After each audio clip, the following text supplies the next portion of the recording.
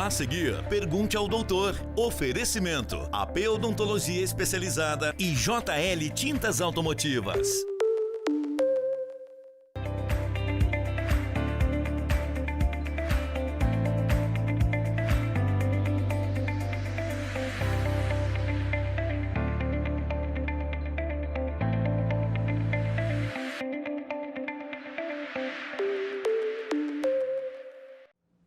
Iniciamos mais um Pergunte ao Doutor. Hoje nós vamos falar um pouquinho de prevenção de doenças bucais aqui na companhia do Dr. André Reis. Doutor, gratidão pela participação conosco. Boa tarde. Boa tarde a todos. Sempre um prazer enorme fazer parte desse quadro. Bom, então vamos às interações com as perguntas de hoje. Escovar os dentes apenas 2 vezes ao dia, doutor, é suficiente para evitar cáries? Então, Luciano, é importante a gente pensar na alimentação, né? Toda vez que a gente se alimentar, é fundamental a gente fazer a escovação correta, adequada.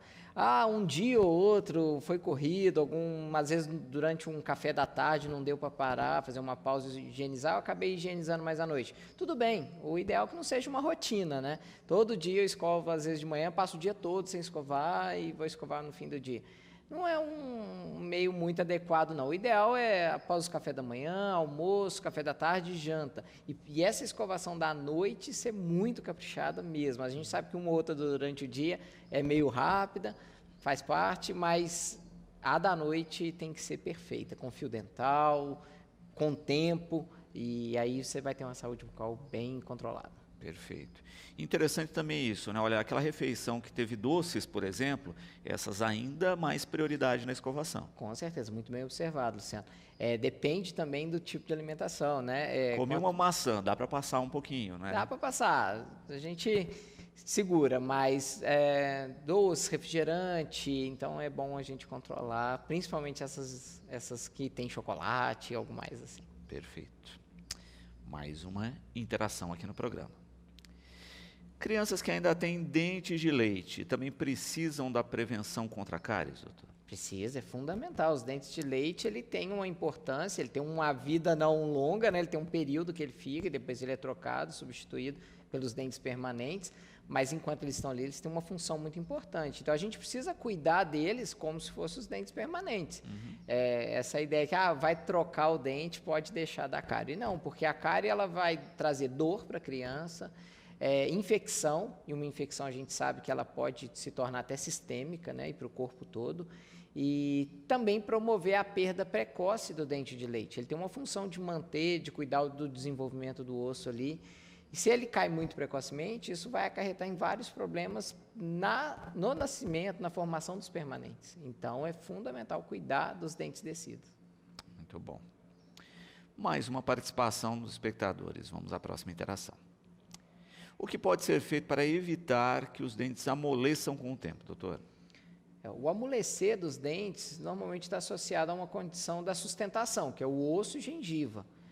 Provavelmente uma infecção de gengiva pode gerar perda óssea, uma condição sistêmica, talvez uma diabetes descontrolada. Então é fundamental manter a higiene oral em dia, né? Cuidar, se tem algum indício de doença periodontal, de gengiva inflamada, procure o dentista imediatamente e cuidar da alimentação também, ter uma alimentação mais saudável, com menos açúcares, também ajuda muito a gente preservar a saúde bucal. Perfeito. Próxima interação, vamos lá. Existe algum creme dental mais indicado? Luciano, o creme dental é importante que ele tenha flúor, porque auxilia muito no controle da cárie.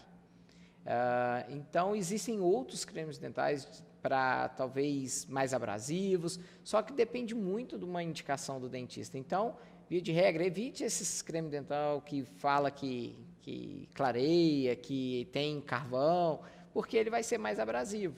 Então, isso nem sempre vai fazer bem para todo mundo.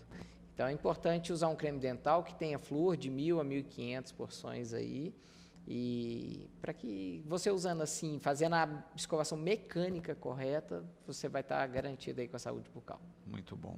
E observamos muito isso, né? Desgaste em função de cremes errados, né, escovas de cerda muito dura, né, exagerar na escovação, colocar itens errados, também é prejudicial. Muito. Tem gente que adiciona bicarbonato no creme dental. O que vai acontecer é que ele fica mais abrasivo, ele vai ficar mais áspero, você vai arranhar o seu esmalte, e o esmalte perdido ele não recupera mais.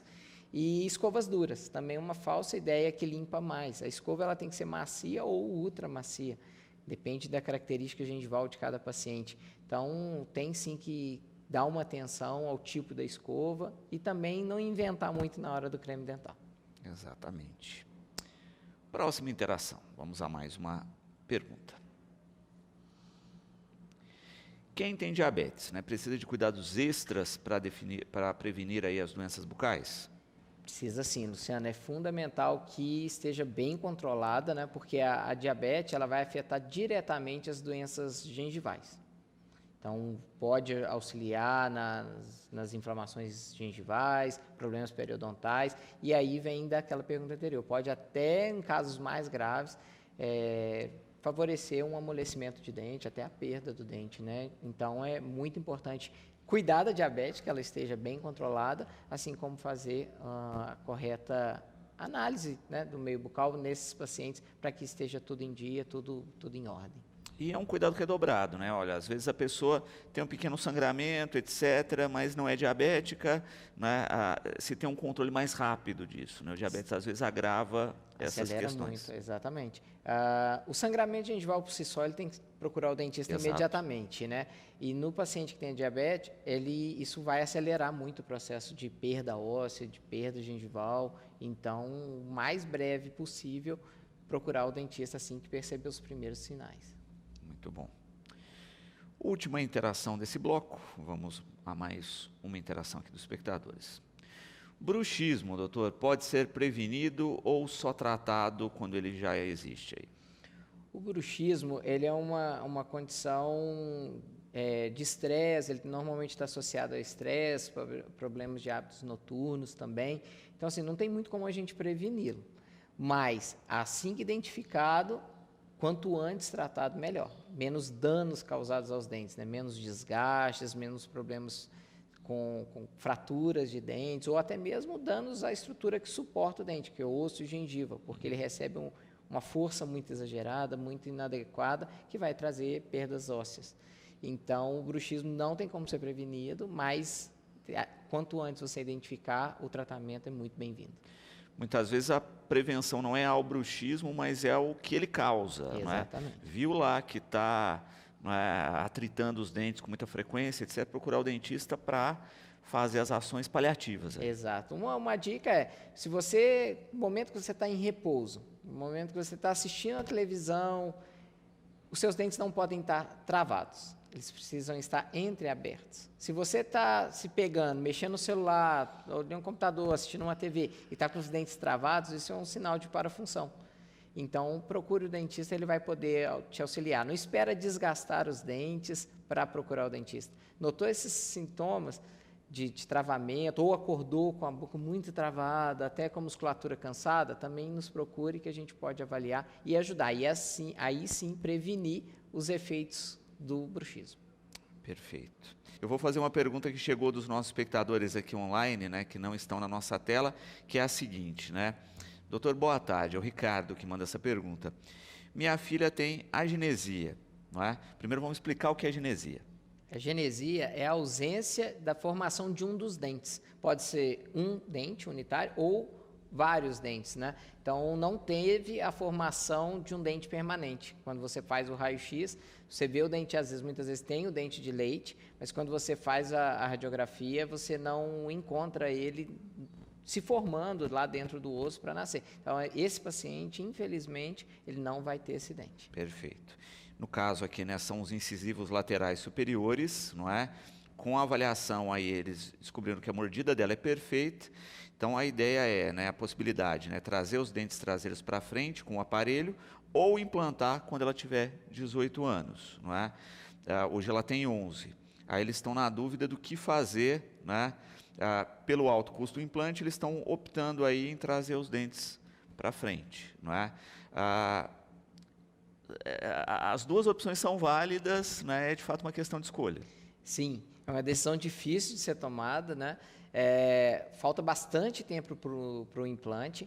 A gente precisa avaliar algumas condições. 11 anos, ela ainda não deve ter trocado totalmente os dentes. Ela deve estar no segundo período transitório, aí depende de cada criança. Tem criança com 11 e às vezes já trocou, mas a norma da literatura, por volta até os 12, 13 anos, ainda está tendo essa troca. Então, vamos imaginar. Mas ela tem uma condição de oclusão perfeita, como foi citado, então provavelmente não há nenhuma alteração de bases ósseas. E aí a decisão é transladar todo mundo, o canino passa a ser incisivo lateral, os pré-molares o primeiro pré-canino e assim por diante. É uma boa opção. 100% não tem porque eu tenho ausência do lateral. Então, caso eu traga esse canino para frente, eu vou ter que fazer uma plastia nesse dente, ele vai ter uma transformação, isso é muito tranquilo da gente fazer. Só que a gente precisa pontuar muito aonde está o canino. Em muitos casos que a gente tem a genesia do lateral, o canino ele já está vindo um pouco mais anteriorizado. Ele já vem quase no lugar do lateral. Nessas condições que ele já está um pouco anteriorizado, eu gosto muito de descer ele no lugar do lateral normalmente e posiciono o premolar no lugar do canino e a gente muda a guia de oclusão, porque a guia tem 2 tipos de guia, a gente busca sempre deixar a guia canina, a guia anterior, ou guia em grupo. Nesse caso, a guia passa a ser em grupo, porque a chave que seria no canino não vai mais ser, vai ser no premolar. Então, essa decisão. Só que ele vai ter que fazer uma transformação do formato dos dentes, tanto do premolar quanto do canino, que o canino vai passar a ser o lateral. Agora, se o canino já estiver muito bem posicionado em classe 1, lá atrás, onde ele deveria estar, e o incisivo lateral descido, que é o dente de leite, ainda estiver em boca, talvez valha a pena deixar o canino onde ele está, mantém o máximo possível, porque esse incisivo lateral de leite, se ela tiver e tiver em boas condições, ele pode ficar aí bastante tempo. E ele talvez receba uma plástica nele, aumente o lateral. Eu tenho pacientes com 40, 50 anos de idade que ainda tem um incisivo lateral de leite, que a gente simplesmente fez uma restauração, uma reanatomização. Se um dia ele resolver sair dali, aí sim a gente põe o implante. É uma decisão difícil de ser tomada, as 2 opções dão certo de fazer. Essa terceira opção que eu dei, se o incisivo lateral permitir continuar em boca, se o canino tiver em chave, fica. Mas é muito importante conversar com o ortodontista, porque ele sabe a questão da chave de oclusão. Se o canino estiver bem posicionado em classe 1, provavelmente ele vai querer manter. Se o canino já estiver mais anteriorizado, uma criança de 11 anos não pode fazer o implante antes dos 18. Então, talvez seja uma boa opção também a mesialização. Perfeito. É sempre assim, né? Cada caso é um caso, não é? Então, às vezes é isso, né? Olha, tá na dúvida, procure uma segunda avaliação aí só para ter um parâmetro de escolha. Não, sempre procure um especialista, ou 2 ou 3, mas é uma decisão que tem que ser muito conversada, muito estudada. Provavelmente esse paciente já fez os exames, né, ortodônticos, que é uma documentação. Lá tem várias informações que vão ser importantes para tomar decisão, desde da inclinação, como estão os dentes da frente, desde se esse paciente ainda precisa de espaço ou não, tem excesso de espaço. Então, são várias nuances do caso que vai delimitar o que seria o melhor para esse paciente. Muito bom. Bom, vamos a mais uma interação. É possível evitar o mau hálito só com bons hábitos de higiene, doutor? Em regra, sim. Se você tiver boa alimentação, boa higienização, fazendo a higienização correta dos dentes, gengiva, fio dental, língua, tecidos moles. Às vezes a gente se esquece que não é só escovar os dentes, né? A gente precisa escovar a língua, os tecidos moles, usar fio dental, se precisar usar um raspador de língua. Fazendo isso, dificilmente você vai ter mau hálito. Se alimentando corretamente, não ficar longos períodos sem se alimentar. Então, fazendo isso, eu acredito que é um grande caminho de você ter com um hálito saudável e refrescante, aí, bem saudável. Muito bom. Mais uma interação. Vamos à próxima pergunta. Visitar o dentista de quanto em quanto tempo ajuda na prevenção? Qual a rotina correta? Bom, a maioria dos pacientes a gente sempre fala a cada 6 meses, né? É fundamental estar visitando o dentista para fazer uma avaliação geral, periódica. Muitos casos, às vezes está tudo certo, ele vai lá para a gente fazer realmente esse exame.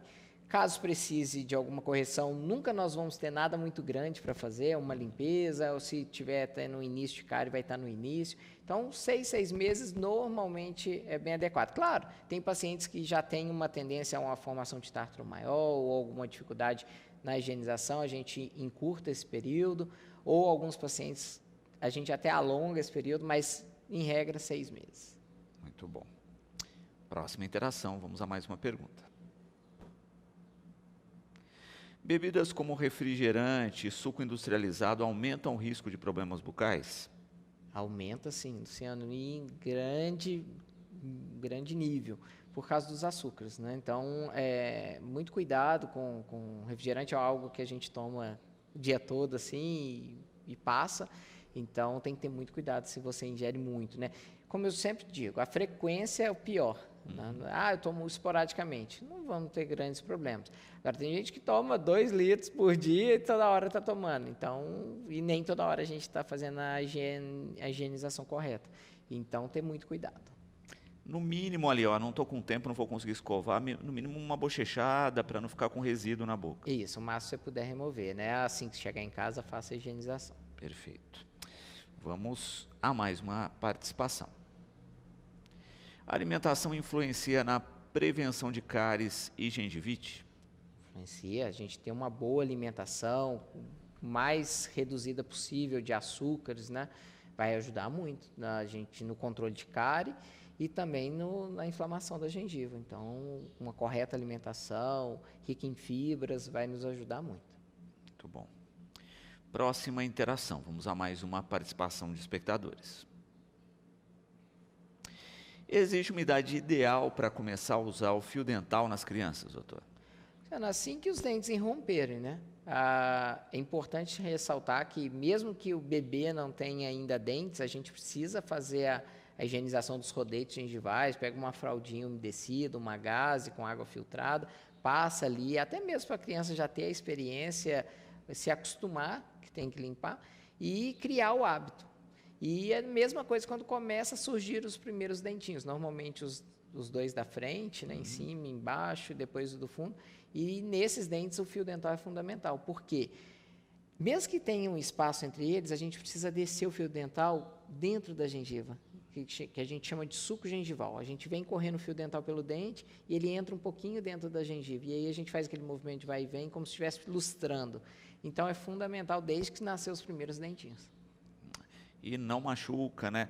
Na verdade, a gente vê isso, sangramento de gengiva, quando a gente faz essa manobra, só acontece quando a gengiva já está inflamada. Exatamente, ou tem algum corpo estranho agredindo essa gengiva. Um exemplo que eu gosto de dar, que é fácil a gente entender. Muita gente fala assim, eu passei o fio dental, sangrou, não passei mais. Não, na verdade, você pode ter removido o agente que estava causando a inflamação, como um espinho, que é o exemplo que eu gosto de dar. Se você tem um espinho, quando você tira, ele sangra. Mas você tirou o espinho, você fez um bem, você tirou o que estava agredindo. Só que ele já tinha agredido e vai ter um sangramento.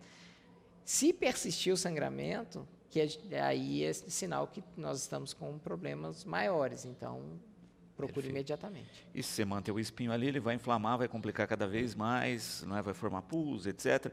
Por isso que não é esse o efeito, né? O fio vai retirar qualquer corpo estranho. Se na segunda, na terceira vez continua a história do sangramento, aí procure imediatamente. Perfeito. Mais uma interação. Vamos ao próximo espectador aí. Qual a forma correta de prevenir a gengivite, doutor?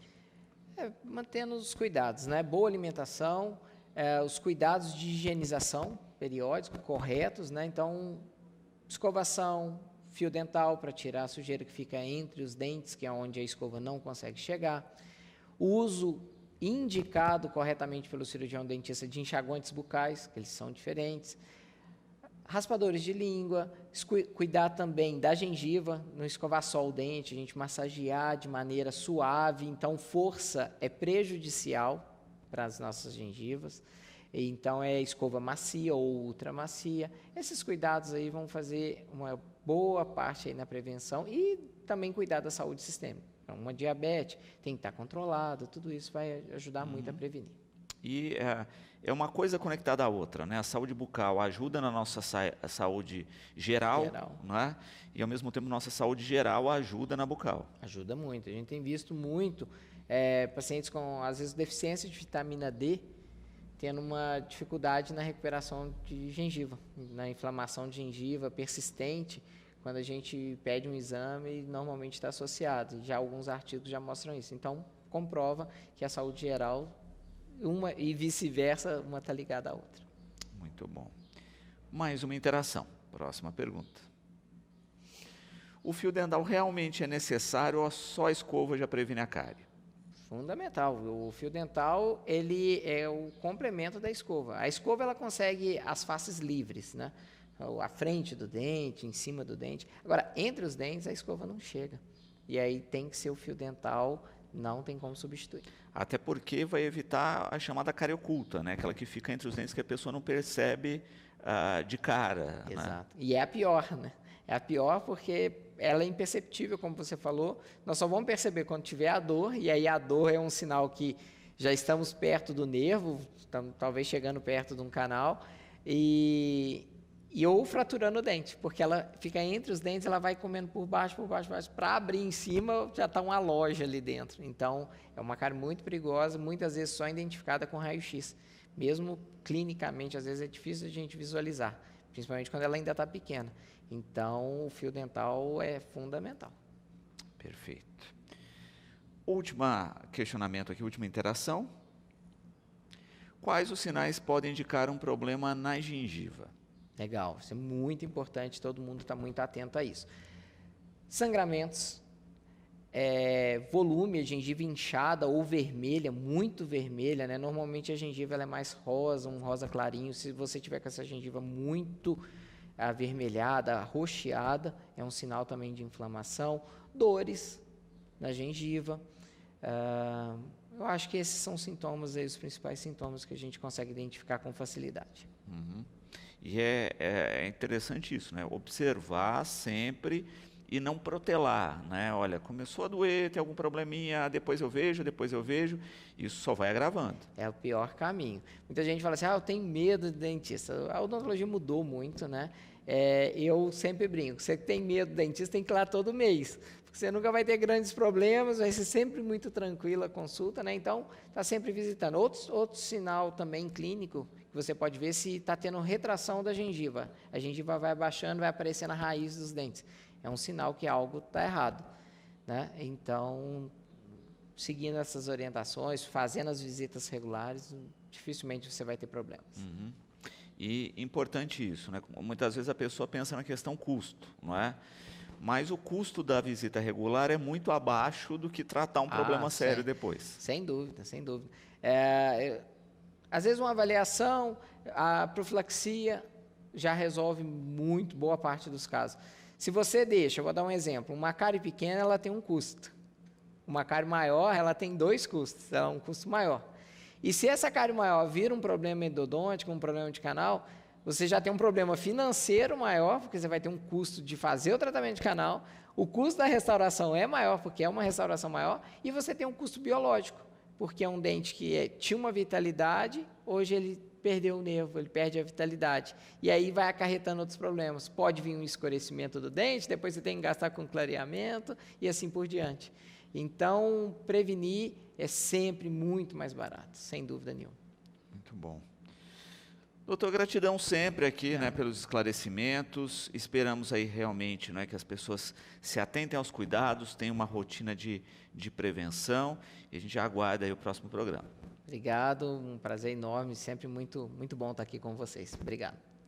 Bom, e você sabe, não é, que o nosso Pergunte ao Doutor está disponível pelo educadoronline.com.br e também pelas nossas redes sociais. Você pode ver e rever os programas a qualquer momento. Ficamos por aqui com mais uma edição do Pergunte ao Doutor.